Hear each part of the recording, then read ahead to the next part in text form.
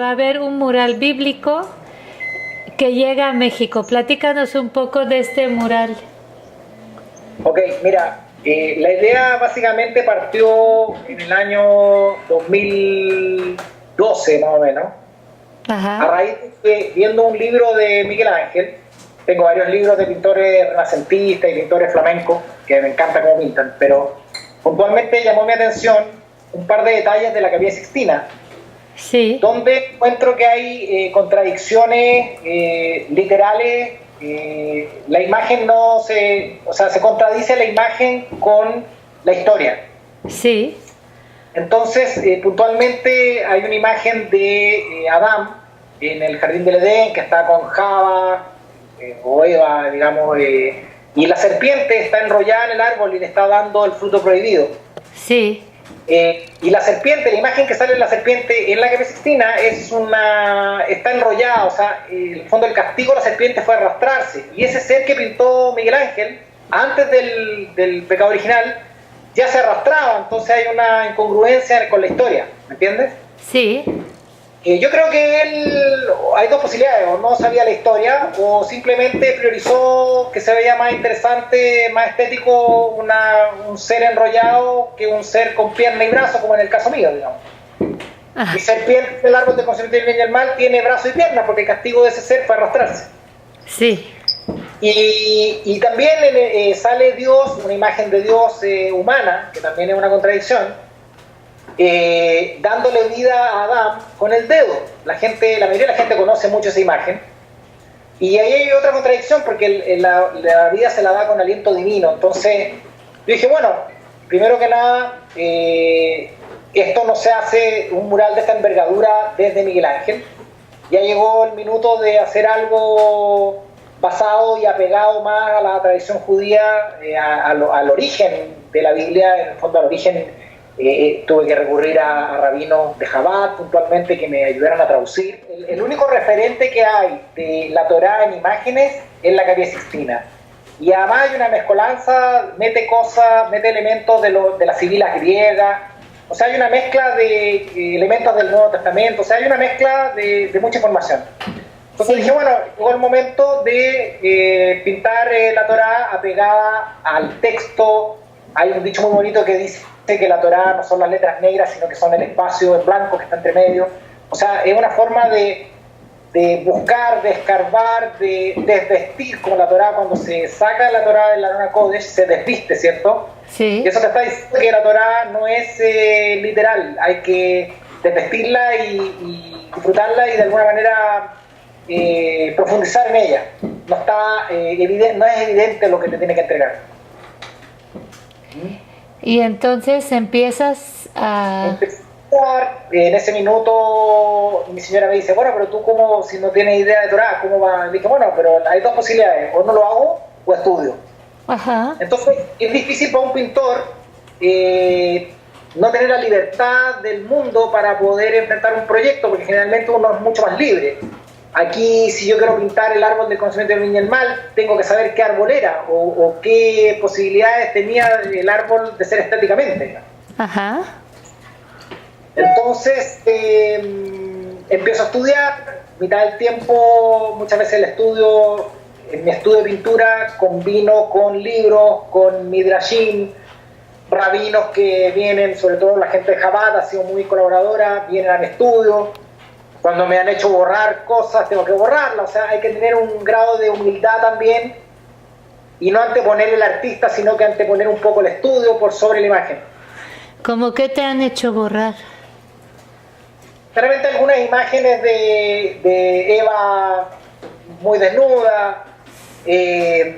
Cuando tú pones un texto de Torá y lo cortas en un lugar donde no está cortado en la Torá, tienes que poner un par de puntitos para mostrar que el texto no llega hasta que tú lo cortaste. O sea, cuando uno empieza un proyecto así, la idea es que sea un proyecto de alguna manera que enseñe, que aporte. Aquí el ego hay que dejarlo de lado. O sea, uno no pretende consagrarse, qué bello que te quedó la mano X o el rostro, la mirada que tiene. Eso da lo mismo. En este caso lo que hay que hacer es apegarse, porque cuando alguien lo vea, incluso nos trascienda a nosotros, cuando nosotros ya no estemos, va a haber un niño que le va a preguntar al abuelo y el abuelo le va a poder contestar en función de la imagen. Cuando uno ve la historia en imágenes, finalmente te queda grabado para siempre.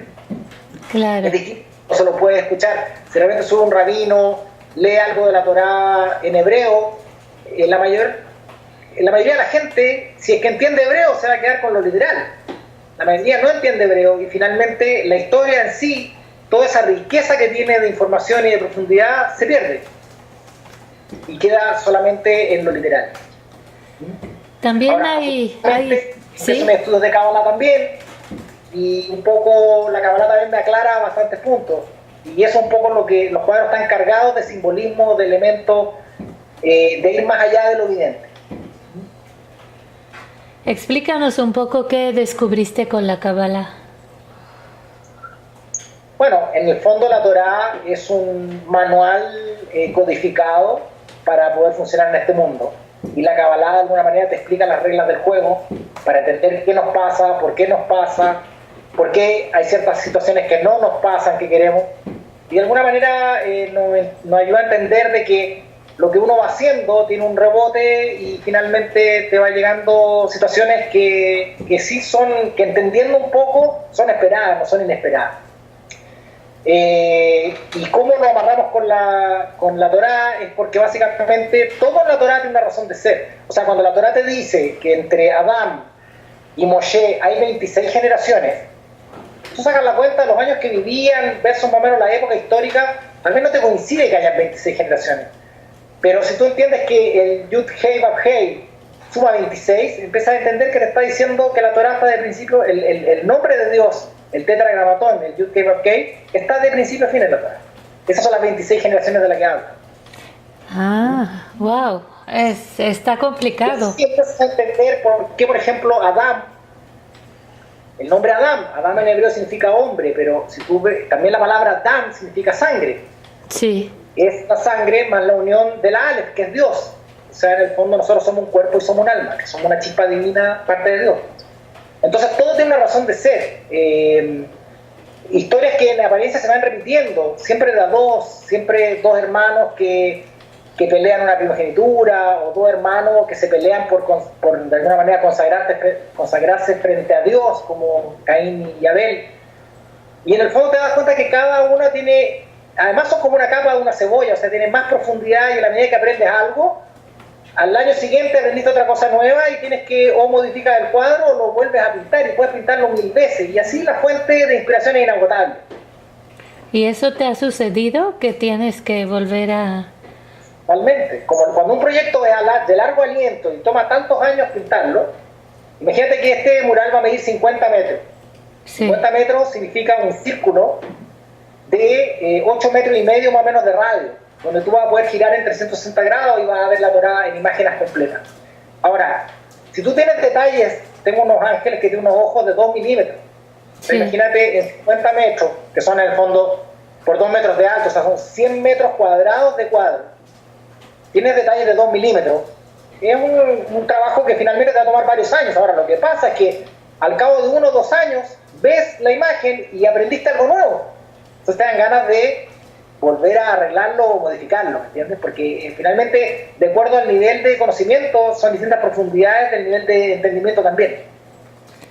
Interesante. ¿Y desde cuándo pintas, Mauricio? Mira, de niño me tocó pintar, me encargaron, o sea, en un trabajo del colegio pinté algunos temas bíblicos a los 12 años. Y al profesor le gustó mucho que los dejaron para el anuario del colegio. Y luego fue mi debut en la parte artística bíblica, digamos. Y bueno, después estudié diseño industrial y tuve la suerte de conocer un pintor bien conocido que estudió en Florencia, donde me enseñó esta técnica que me permite llegar a un nivel de detalle, como te digo, de 2 milímetros. ¿Quién es este pintor? Hernán Baldovino. Ajá. Es un pintor muy conocido acá, que estudió, como te digo, en Florencia. Y cuando tú puedes lograr hacer que el brillo de un ojo de 2 milímetros tenga un reflejo, eso quiere decir que puede hacer cualquier cosa. Bueno, llevado a... en el fondo de eso lo que hace simplemente es que tú eres un instrumento. Ahora, ¿qué haces tú con esa capacidad de pintura? En el fondo, puedes pegarte al ego y querer hacer algo bello para que todo el mundo te admire, o puedes hacer obras que finalmente trascienden la pintura y emocionan a la gente. Es muy común en mis exposiciones ver gente llorando, gente muy emocionada, gente con los pelos erizados de los brazos, sin poder decir palabras porque se emocionan frente a los cuadros. Yo ahora ya estoy acostumbrado, pero en mis primeras exposiciones no entendía qué pasaba. Y cuando uno pinta con el alma, de alguna manera lo que queda ahí grabado le llega al alma a esa persona y esa persona reacciona inesperadamente. Y aparte de este mural que llevas a México, ¿por qué escogiste este mural para llevarlo a México? ¿O quién lo escogió? Bueno, en realidad todo lo que nos pasa lo elige el de arriba. Uno puede tratar de disponer cosas, pero finalmente... Ahora, ¿por qué llegué a México? Yo creo porque, manejamos un idioma en común. Para mí es mucho más fácil, cuando yo tengo que hablar de un cuadro, 2 horas y media, de la cantidad de información que hay, no existe traductor que pueda seguirme porque finalmente por más que pueda hablar inglés, hay elementos tan profundos y que finalmente emocionan. Entonces, el tema del idioma en este caso sí es una barrera. O sea, más allá de la imagen, es importante poder explicar todos estos detalles. Y México, la comunidad judía en México es muy importante. Puntualmente, yo creo que mi aporte en esto es poder incluir una historia profunda en imágenes. Eso básicamente.